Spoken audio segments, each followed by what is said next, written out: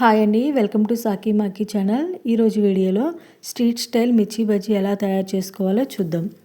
వర్షాకాలంలో కానీ చలికాలంలో కానీ సాయంత్రం పూట అలా బయటకు వెళ్ళి రోడ్ సైడ్ ఉండే వేడివేడి మిర్చి బజ్జీ తినాలనిపిస్తుంది. అలాంటి వారు ఇంట్లోనే హైజీనిక్గా మిర్చి బజ్జీ తయారు చేసుకోవచ్చండి. ఫ్యామిలీ మొత్తం కూడా ఇంట్లోనే మిర్చి బజ్జీ తింటూ ఎంజాయ్ చేయొచ్చండి. ఇక లేట్ చేయకుండా వీడియోలోకి వెళ్ళిపోదాం. దీనికోసం బజ్జి మిరపకాయలు తీసుకొని ఒకసారి బాగా వాష్ చేసుకొని చాకుతో మధ్యలో చీల్చుకోవాలి. వీడియోలో చూపిస్తున్న విధంగా మిరపకాయలన్నిటిని కూడా చీల్చుకొని పక్కన పెట్టుకోవాలి. తర్వాత స్టఫింగ్ కోసం ఒక మిక్సీ జార్ తీసుకొని 1 స్పూన్ వాము, 1/2 స్పూన్ సాల్ట్, 1 స్పూన్ శనగపిండి వేసి ఒకసారి మిక్సీ పట్టుకోవాలి. తర్వాత ఈ వాము పొడిని చీల్చుకున్న మిరపకాయల్లోకి స్టఫింగ్ చేసుకోవాలి. మిరపకాయలన్నింటిలో కూడా ఈ వాము పొడిని వేసుకొని పక్కన పెట్టుకోవాలి.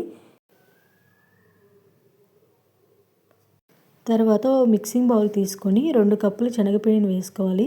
రుచికి సరిపడిన సాల్ట్, కొంచెం సోడా ఉప్పు వేసుకొని మిగిలిన వాము పొడిని కూడా పిండిలో వేసుకొని బాగా మిక్స్ చేసుకోవాలి. తర్వాత కొంచెం కొంచెంగా వాటర్ వేసుకుంటూ పిండిని కలుపుకోవాలి. వీడియోలో చూపిస్తున్న కన్సిస్టెన్సీ వచ్చేంత వరకు కూడా బాగా కలుపుకోవాలి. ఈ విధంగా కలుపుకుంటే సరిపోతుందండి.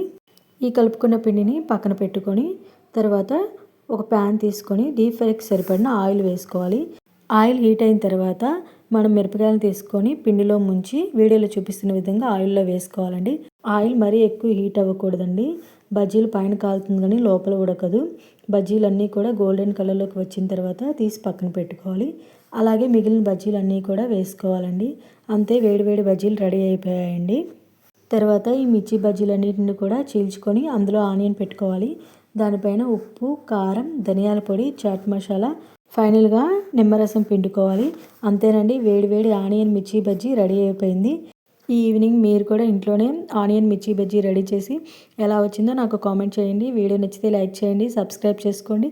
Thank you for watching.